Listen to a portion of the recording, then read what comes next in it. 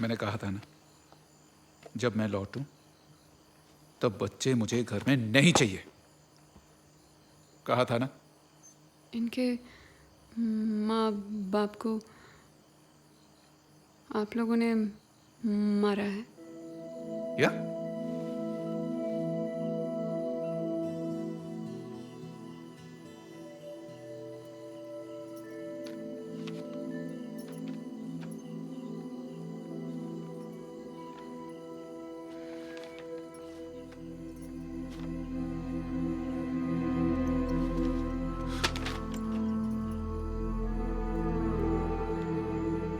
क्या ये सच है? कहां से मिला ये? किसने दिया तुम्हें ये सब? Bloody rubbish! सच बताओ, किन लोगों से मिल रही हो आजकल? एक्टिविस्ट लोगों से? हाँ?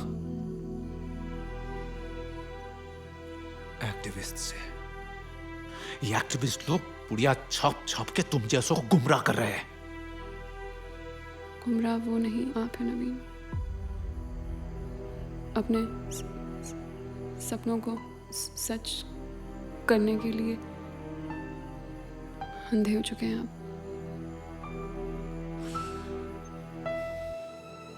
तुर्कमान के बारे में नहीं पता था आपको? तुर्कमान में, देखो तुर्कमान में जो वहां, अब मैं तुम्हें कैसे समझाऊं? वहां जो कुछ भी हुआ वो मेरे कंट्रोल के बाहर था। मुझे तो अंदाजा तक नहीं था कि इतना सब कुछ हो जाएगा। बिलीव मी, मैं बेकसूर हूं। नवीन, आपको कोई फर्क नहीं पड़ता? नहीं, कोई फर्क नहीं पड़ता, क्योंकि इतने बड़े सरकार के सिस्टम की मशीनरी का मैं एक छोटा सा मामूली सा पुर्जा हूं। I don't matter. और देश के विकास के लिए झुग्गी झोपड़ियां और गंद तो हटानी है। वो गंद नहीं, इंसान है नवीन। गरीबों को जीने का हक नहीं है? तो मैं क्या करूं? नहीं, तुम बताओ मैं क्या करूं? नौकरी छोड़ दूं? Try to understand Indu. मैंने जो कुछ भी किया है, जो कुछ कर रहा हूं, हमारे अच्छे भविष्य के लिए कर रहा हूं। Please understand. प्लीज दूर हटो मुझसे।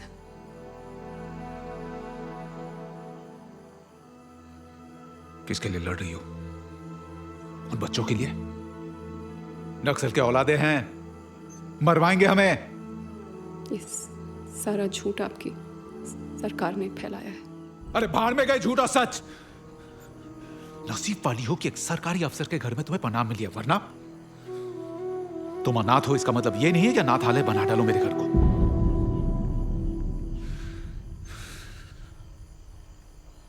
ये सिर्फ आपका घर है, मेरा नहीं। हाँ, तुम्हारा घर है, जरूर है, पर एक अच्छी बीवी बन के रहोगी तब तक। तुम तो कहती थी ना, मुझे एक अच्छी बीवी बनना है, तो बनो। एक बात तय है कि बच्चे यहां नहीं रहेंगे।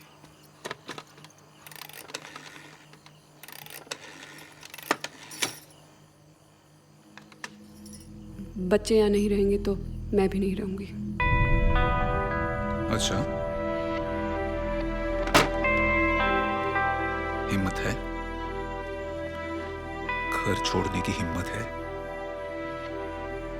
कहां रहोगी? हकलाते हकलाते हक मांगने चली। डिसाइड, घर या बच्चे?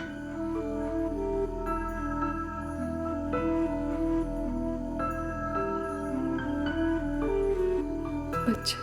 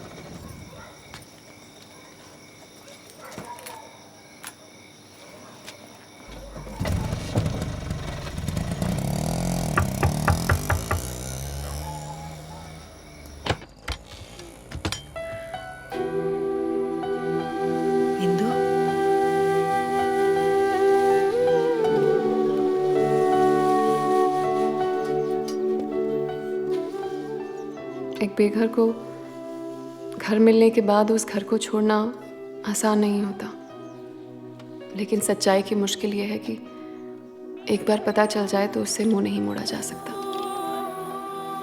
मैं अपने ही देश में एक रेफ्यूजी जैसा महसूस कर रही थी। शुक्र है मेखला का, जिन्होंने हमें आसरा दिया। नवीन और मेरे बीच एक ऐसी अनदेखी दीवार बन गई थी जिसे ना मैं पार कर सकती थी और ना वो। और मैं ये भी जानती हूँ कि आशियाना बदलने से पता तो बदल जाता है, लेकिन तकदीर नहीं बदलती। इसलिए मैं हारूंगी नहीं, थकूंगी नहीं। और इस सोच के साथ मैंने फैसला लिया कि खौफ और असुरक्षा का साया मैं एहसान और नूर पे नहीं पड़ने दूंगी। एक बार फिर उठूंगी और अपनी जिंदगी को नई शुरुआत दूंगी।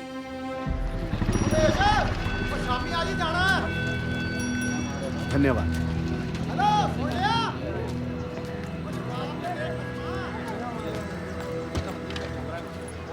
हमारे यहाँ आज अचानक मिलने का कारण है ये नाना जी का पैगाम। हिम्मत इंडिया संगठन के साथियों, शाबाश। आप सबने तुर्कमान में नरसंहार की सच्चाई को उस लेख में क्या छाप दिया कि उससे सरकार के अंदर काफी खलबली मची हुई है। जैसे कि आप जानते हैं कि मीसा के तहत मेरे नाम पर वारंट जारी है, इसीलिए मैं भूमिगत हूं और जल्द ही आप सबके समक्ष उपस्थित होऊंगा। तब तक आप सभी शांतिपूर्ण ढंग से धर्म युद्ध में जुटे रहिए। आपका नाना जी। क्या हुआ शिवम? कुछ हो ही तो नहीं रहा है।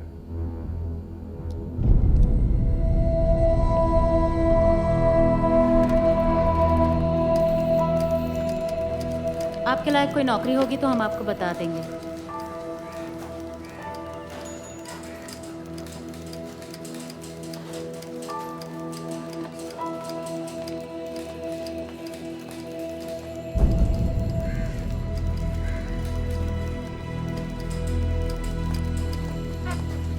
Good morning ma'am. ये यहाँ किस लिए आई थी? नौकरी के लिए।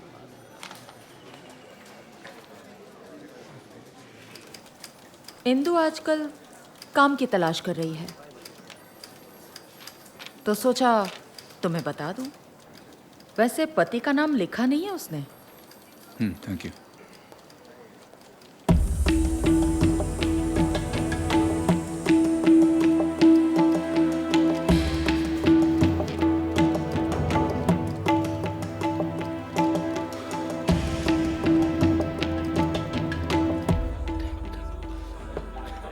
क्या क्या नहीं किया मैंने इंदु के लिए। एक अनाथ बेघर को घर दिया, सोसाइटी में इज्जत दी, बदले में उसने मुझे क्या दिया? 2 सड़क छाप बच्चों के लिए मुझे छोड़ दिया।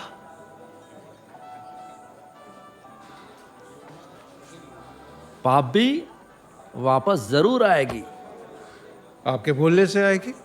ना जी, मेरा आइडिया आजमाने से आएगी। तुसी एक काम करो, भाभी जी को तलाक की एक कड़क नोटिस ठोक दो, सारी अकल निकल जाएगी। मुंह में मंगलसूत्र थामे दौड़ी चली आएगी।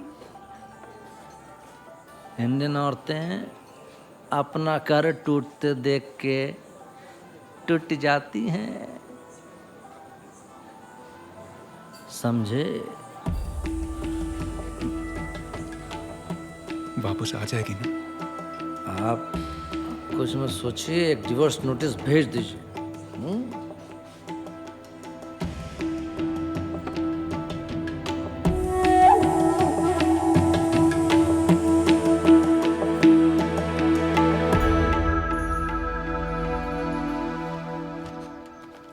ये क्या है इंदु? नवीन ने तलाक के कागज भेजे, तुमने साइन कर दिए? हाँ? शादी करते वक्त भी इतना कहाँ सोचा था जो अब सोचती। ये जो रिश्तों के भूत होते हैं ना इंदु, ये आसानी से पीछा नहीं छोड़ते। इसलिए सोच लो, अच्छी तरह सोच लो। साथ रह के तो अच्छी बीवी नहीं बन पाई, हो सकता है अलग होके सुख दे पाऊं।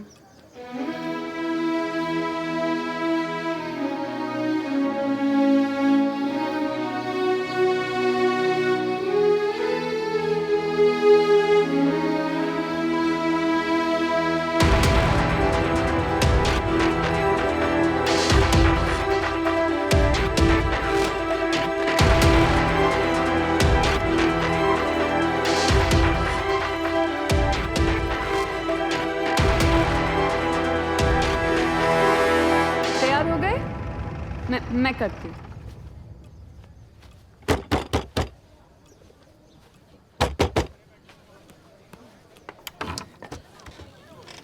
आइए, सोडी जी, बच्चों को लेने आए। सरकारी निगरानी में रखना होगा। लेके जाओ इनको। पर क्यों? क्योंकि इनके माँ बाप नेक्स्ट स्लाइड से। सोडी जी, ये झूठ है। आपको नवीन ने भेजा है। छोड़िए उनको, छोड़िए उनको। नवीन ने भेजा आपको। नवीन ने भेजा है ना? इमरजेंसी का वक्त है, बहस करने का टाइम नहीं है। लेके जाओ इनको।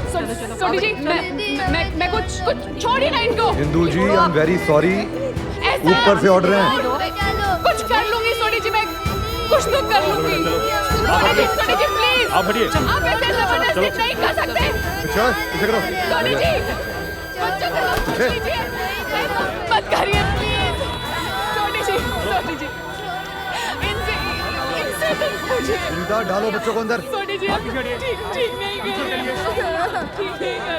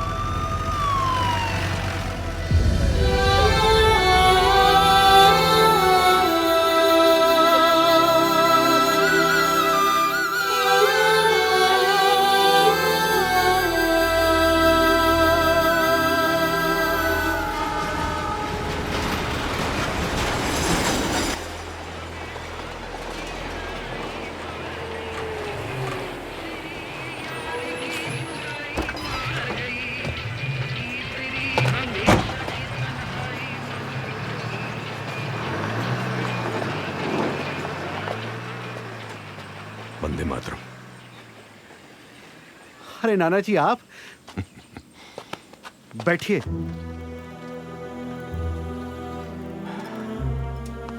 हिम्मत इंडिया के साथियों, अपनी ही मातृभूमि में गुनहगारों की तरह भेस बदल बदल कर इलाहाबाद से यहां तक पहुंचा हूं।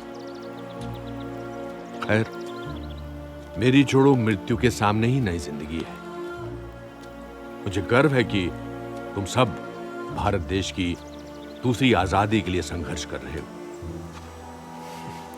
सरकार ने इमरजेंसी थोपकर जनता की जो आवाज दबाई थी, वो आज आक्रोश की फसल बनकर उगाई है। And I am very proud of you.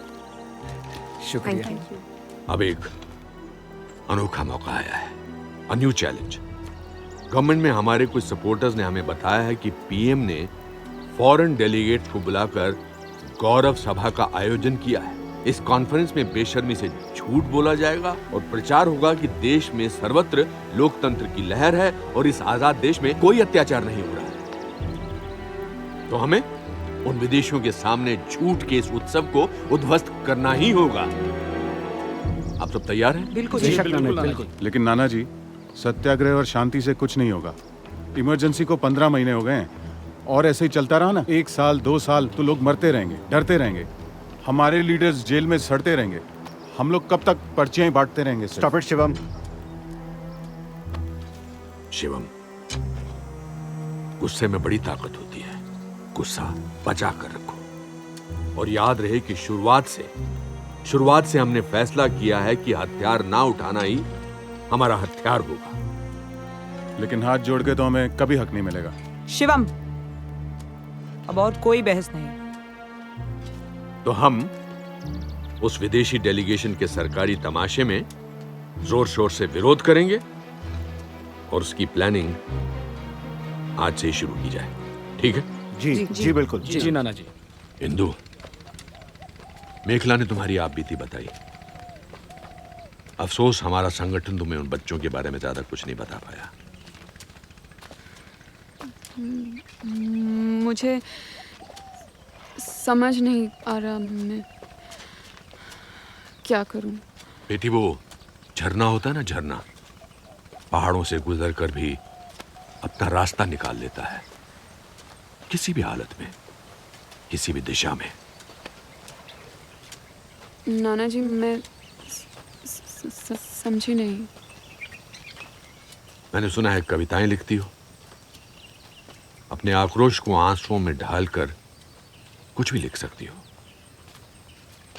क्रांतिकारी कविताएं लिखो।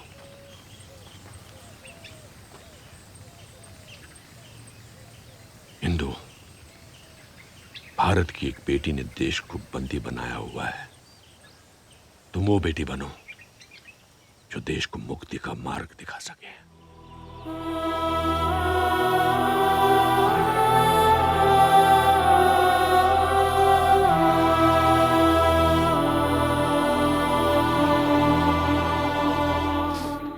तो बोलिए मिस्टर साहनी, ये फॉरेन डेलीगेट्स की गौरव सभा के लिए कितने तैयार हैं हम? ये देखिए सर। शुभ विवाह रमेश और वीणा, ये किसकी शादी करने होता है? सर जरा इनविटेशन तो पढ़िए। एक्टिविस्ट लोग नकली शादी का कार्ड छापकर सरकार के खिलाफ आपस में मैटर एक्सचेंज कर रहे हैं। अरे पर ऐसे में आप लोग क्या कर रहे हैं, ये तो बताइए मुझे। We are on it sir. In fact हमने कार्ड्स पर छपे एड्रेस का पता लगाकर कुछ लोगों को पकड़ भी लिया है। और पकड़े गए कुछ लोगों से हमने पता किया है सर कि केटरिंग सर्विसेज के कुछ लोग हैं जो टिफिन में पर्चे छुपा छुपा कर घर घर भेज रहे हैं। और यहाँ तक कि सर, तिहाड़ जेल से निकले हुए क्रिमिनल्स भी विरोधियों का साहित्य अंदर से बाहर पहुंचाने में उनकी मदद कर रहे हैं। हमारी इंटेलिजेंस ब्यूरो ने ऐसे काफी विरोधी ग्रुप्स का पता लगाया है और हमारी नजर है उन पर। साहनी, किसी को छोड़ना मत, सबको पकड़ लो। कोई जरा सा भी शकमंद लगे उसे उठाकर जेल में डाल देना, मीसा के तहत। डोंट वरी सर, पुलिस से मिलकर हम इसी में लगे हैं। Be rest assured, we'll take care of the matter sir. ठीक है। ओके सर, जय हिंद। जय हिंद। जय हिंद सर। सानी सर, एक बात अच्छे से याद रखना, हाई कमांड से बहुत ज्यादा प्रेशर है। फॉरेन डेलीगेट्स के सामने अगर थोड़ी सी भी चूक हुई ना तो मेरी कुर्सी तो जाएगी ही, तुम लोग भी अंडमान में नजर आओगे। Got it? जी सर। जय हिंद।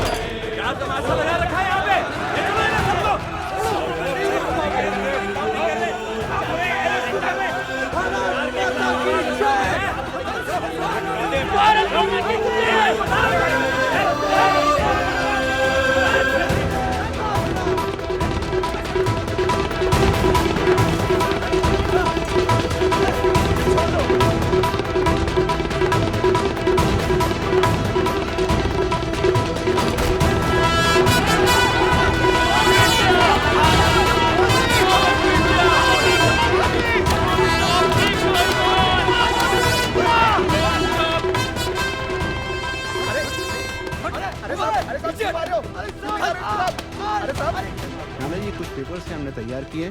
फोटोग्राफ्स दिखाओ। ठीक है। नाना जी, मेखला के घर पुलिस पहुंच गई है। अभी यहाँ से जल्दी निकलिए। कौन आई है? इनको कुछ नहीं पता है। ये मेरे यहाँ पर सिलाई सीखने आती हैं। अपने कपड़े ले लेना तुम अंदर से, ठीक है? ठीक है, चलो लेकर चलो। चलो मैडम, चलिए चलो, चलिए जल्दी। चलिए। चलो हटो यहाँ से।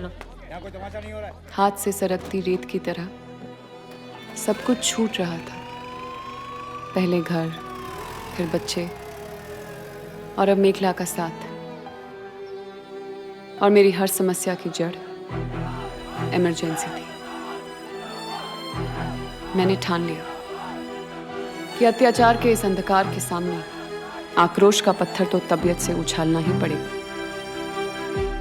साथियों, हमें अफसोस नहीं, अभिमान है कि मेखला, निहाल और हमारे अन्य साथी हमारी इस लड़ाई में लड़ते लड़ते पकड़े गए हैं। अगर संकट बड़ा है तो हमारा संकल्प भी बढ़ेगा। हम डरने वाले नहीं हैं। जी हाँ नाना जी। शौकत, अगले हफ्ते जो फॉरेन डेलीगेट्स के सामने पर्चे हमें फेंकने हैं, उनका इंतजाम हो गया है? जी नाना जी, हमारे समर्थक सेठ किला चंद अग्रवाल, उन्होंने हमारे लिए नई प्रिंटिंग मशीन का इंतजाम कर दिया है। गुड। जेनी, ये उस हॉल का नक्शा है जहां पर यह सरकारी अधिवेशन होने वाला है। पुलिस का भारी इंतजाम होगा। यहां इन ग्रीन सीट्स पर हमारे कुछ लोग होंगे जो अचानक भगदड़ करेंगे, पुलिस का ध्यान बटाएंगे और उन्हें आगे बढ़ने से रोकेंगे।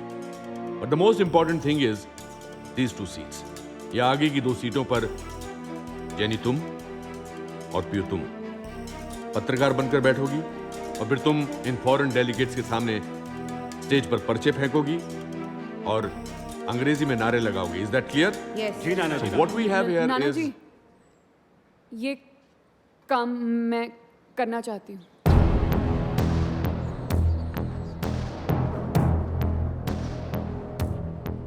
ये काम इतना आसान नहीं है। गिरफ्तार हो सकती हो।